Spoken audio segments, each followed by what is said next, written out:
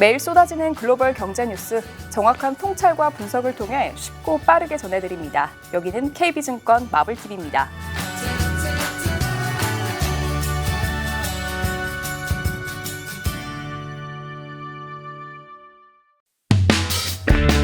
세계를 바라보는 새로운 통찰력, KB 글로벌 인사이츠 3월 15일 지금 시작합니다. 첫 번째 소식입니다. 금리는 급등했지만 비교적 잠잠한 주식시장.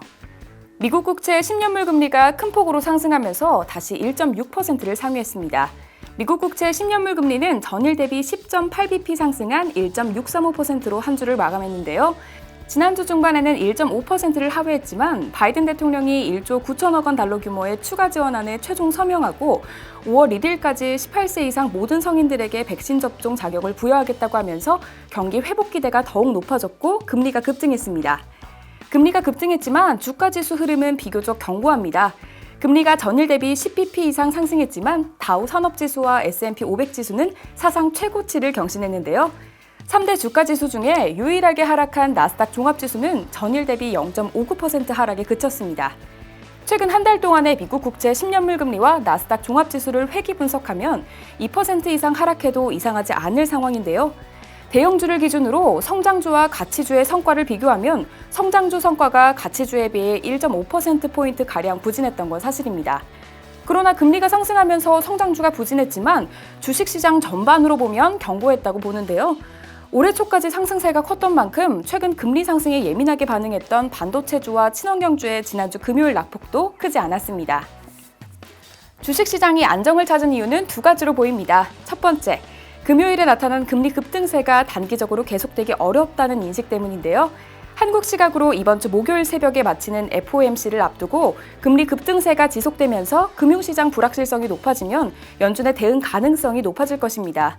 그리고 해외 투자자들의 매수세가 유입될 수 있는 금리 수준이라는 점도 금리 급등 가능성을 낮추는 요인으로 보입니다.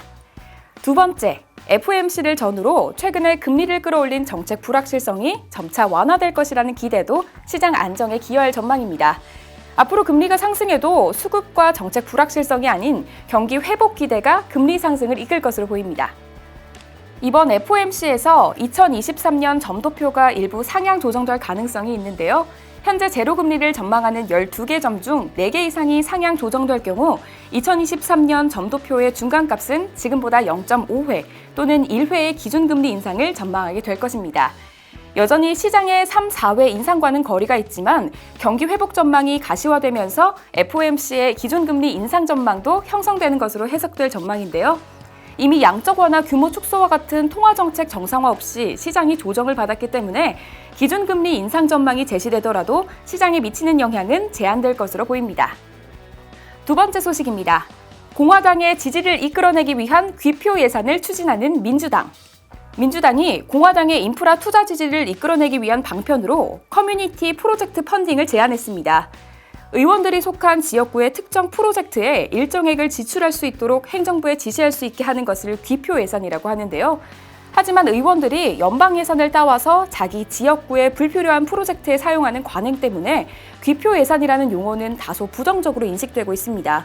공화당이 하원 다수당이 된 2011년부터 귀표 예산은 금지됐습니다.